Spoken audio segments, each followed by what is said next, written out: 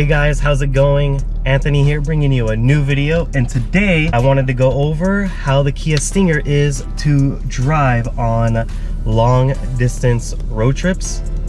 Basically just, you know, if you're gonna be in the car for more than like say 2 or 3 hours, you know, road trip distances like that. I recently went to Vegas about a week ago and it was so much fun. I had a blast. And for those of you that don't know, I live in Los Angeles area, and Vegas is about a 4-hour to 5-hour drive depending on traffic and whatnot. Let me go ahead and get on the road and let's talk about how this 2022 Kia Stinger is to drive on long distance road trips. So for those of you that are new to the channel, this is my 2022 Kia Stinger GT2. It is a Scorpion edition. The modifications that it has as of right now are Eibach lowering springs. I have the K&N drop-in air filters. I am debating on getting the K&N Typhoons. And in case you can't hear, I do have an exhaust. As of right now, at the time of this video, I am the only Stinger owner with a Borla active exhaust. Right now the valves are open. So those are pretty much the modifications that I have done to the car. Oh, and I do have a JB4 tune. As of right now, at this very moment, I'm actually on an E30 mix, MAP 3. So this car is quick. Now, for my trip to Vegas, I disabled the JB4. So it was on MAP 0, pushing no extra boost. And I was running just straight 91 octane gas. Any E85 in the car does give the car a lot worse gas mileage and a lot worse distance.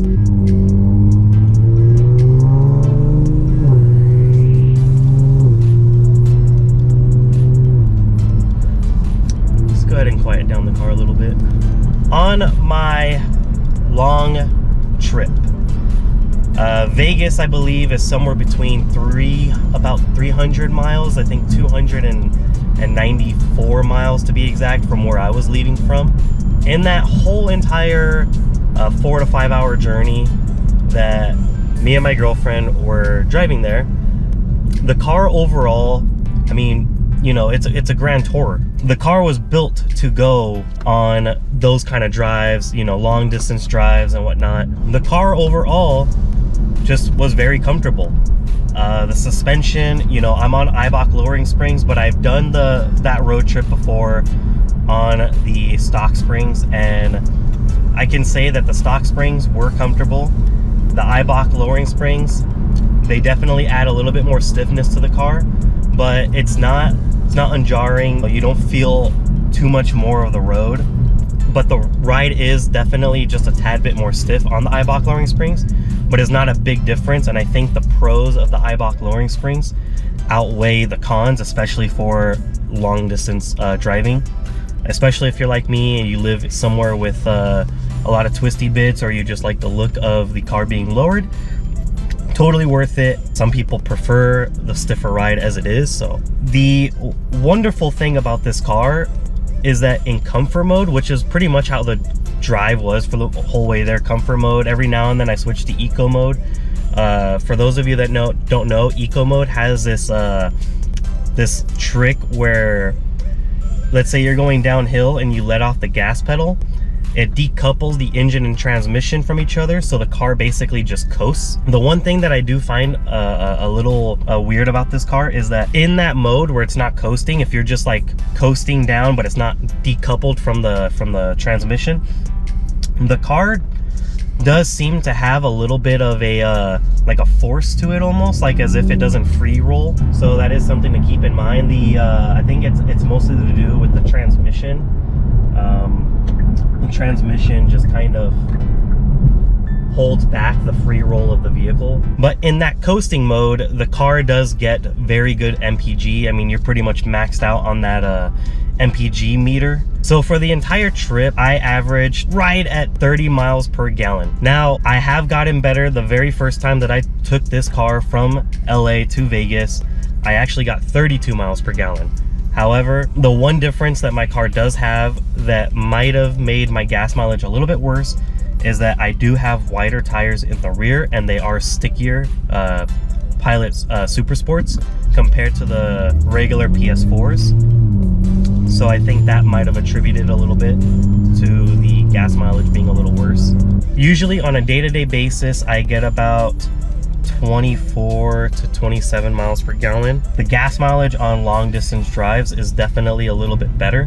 It really depends on your foot. For the most part, I didn't really get on the gas on the way there. Maybe every now and then to overtake someone, you know, I would gun it just a little bit, but yeah, on the way there and on the way back, I averaged 30 miles per gallon, almost right on the dot. So how much range did I get? Or in other words, how much gas was I left with after the road trip? So usually on a day-to-day basis, my car gives me about 320 miles of range, give or take. That's usually what it shows on the range meter on the display right here. However, on this very long road trip, I got 390 miles of range.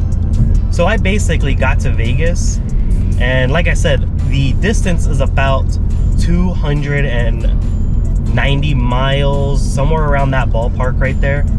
I was left with about 105 or 110 miles of range. So almost 400 miles of range. And that was on a full tank of gas leaving from the LA area. On the way there, I did not fuel up at all. The range was right around that 400 mark.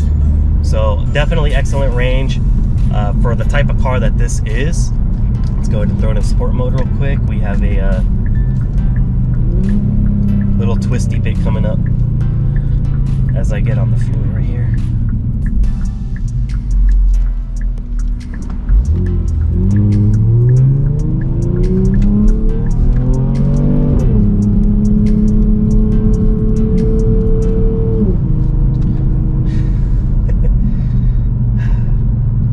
Wider tires and Eibach lowering springs is all you need for this car to corner very well. So as I'm entering the freeway right now, how was the ride? The ride, like I said before, very comfortable. If you're going 60 plus miles per hour, the car is not really jumpy or jittery or anything. You know, it really does depend on the road pavement, but for the most part, the ride is very subtle and comfortable. Especially in comfort mode. The interior cabin was very nice and quiet. With this car, you do get a little bit more road noise than I would say like your typical luxury car, but that's to be expected. You know, this is more of a sporty car in a sense. So you do get some tire noise, you do get a little bit of wind noise, but it's definitely not bad at all. It's not like you can go 80 miles per hour and have a perfect conversation like I was with my girlfriend. Now, I do want to touch on the exhaust, specifically the stock exhaust, and then we'll talk about my exhaust. So on the stock exhaust on that same trip, I mean, you can't hear it. If you're playing music and you have the car in sport mode and you're going on that long distance drive and you're playing music, like I said, you're not going to hear the exhaust. So as long as you're playing music, you won't get any exhaust noise or anything like that. Now, for the most part, on my Borla active exhaust, I did cover a video on this exhaust system. I went very in depth and just tried to give you guys as much information as possible on this exhaust system. So check out that video if you guys are interested in this exhaust system. But for the drive, for the most part, like I said, I was in comfort and eco mode for most of the time. The exhaust was, you know, very quiet for the most part. There are situations where I wanted to pass someone or I'm going uphill, and you are going to get just a tad bit of drone, but it's not as bad as, say, an exhaust without the active valve on it for this car. I can see an exhaust without the valve getting maybe a little bit annoying on a long drive like that, because, you know, there are times where you just want to lay back, relax. Now, one of the Stinger's strongest attributes is the fact that this car has a lot of features. In LA, as you can see outside right now, it's been kind of cloudy, foggy, it's been a little cold. In Vegas, it was in the 90s and it was very, very hot. One of the things that makes this car, this GT2, so damn good is all of the features that it has, like the heated and cooled seats. So you know, the moment that we were entering that Nevada area, we threw on the cooled seats right away. If it's hot outside, it's not a problem. If it's cold outside, it's not a problem. The heated seats work amazing. The cooled seats work amazing. My girlfriend is not a fan of leather seats, even though she did get a BMW M3 with leather seats. But she loves the leather seats in this car, specifically because of the fact that it's cooled. It's cooled seat. But moving on with more features of this car, one of the things that Kia has honestly done such a good job on this car specifically. I've heard that like some of the other Kias aren't that good with it, but I feel like the active driving assist feature on this car, where the car will basically steer for you. See, so right now the car is steering for me. That system on a long drive is, oh my god, it is so nice to just kind of let the car take over, you know, kind of like Tesla's autopilot, and just let the car drive for you. Me and my girlfriend, we left right after we got off of work. I was getting a little bit of driver fatigue, and the whole active cruise control with the steering assist really helped with my driver fatigue. On the entire way there, it's mostly, you know, just straight roads. There's not a lot of like twisties or curves or anything.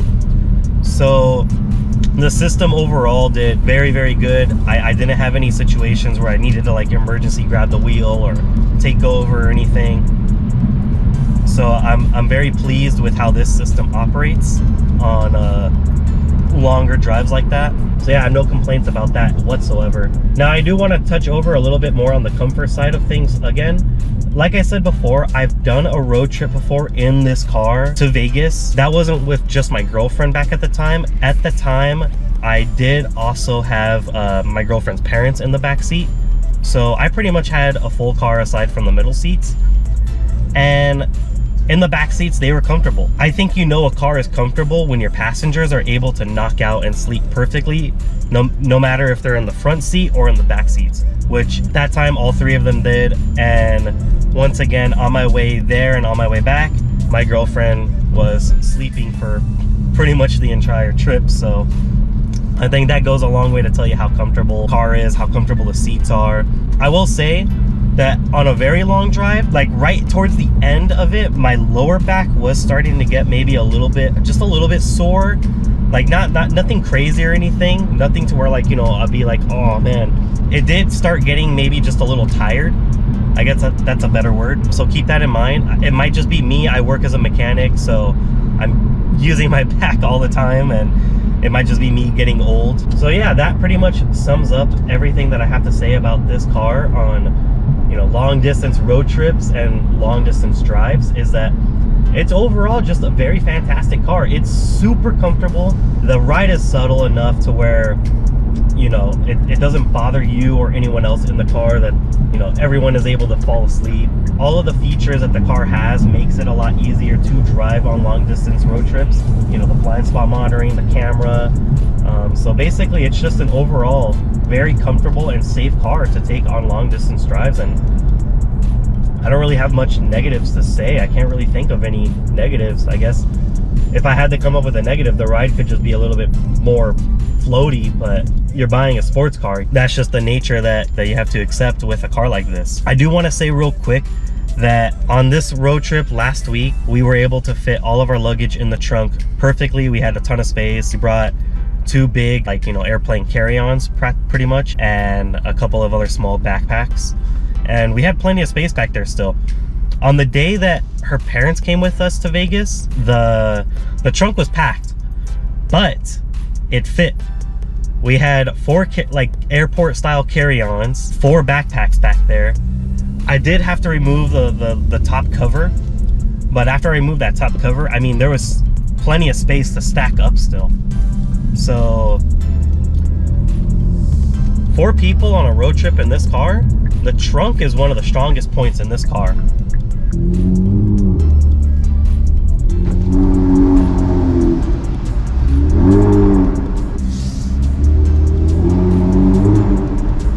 All right guys, so that's gonna end today's video. Thank you so much for stopping by and watching the video. If you guys enjoyed the content, please comment down below what you think of the Stinger overall as a road trip car, if you guys have one or ever took one on a road trip. And just let me know if you guys think there's a better car out there for road trips and stuff like that. I would love to hear you guys' thoughts and opinions. Comment down below, like the video, and subscribe if you aren't. I do have a lot of awesome content on the way, and I am doing a giveaway. I'm doing a giveaway very soon. I am launching my own website. I have a lot of awesome content coming on the way. For those of you that don't know, I have a Datsun 280Z. It's a project car that I've had for like maybe the last 5 or 6 years now. It has not been on the channel because it's going on a refresh. It's getting a whole completely rebuilt engine and a bunch of custom work done to it. And I would do it myself, but I have nowhere to do it. But there are a lot of things that I am going to do to that car that I plan on sharing with you guys and filming and whatnot. So yeah, subscribe, stay tuned, and I hope you guys have an awesome day. Peace.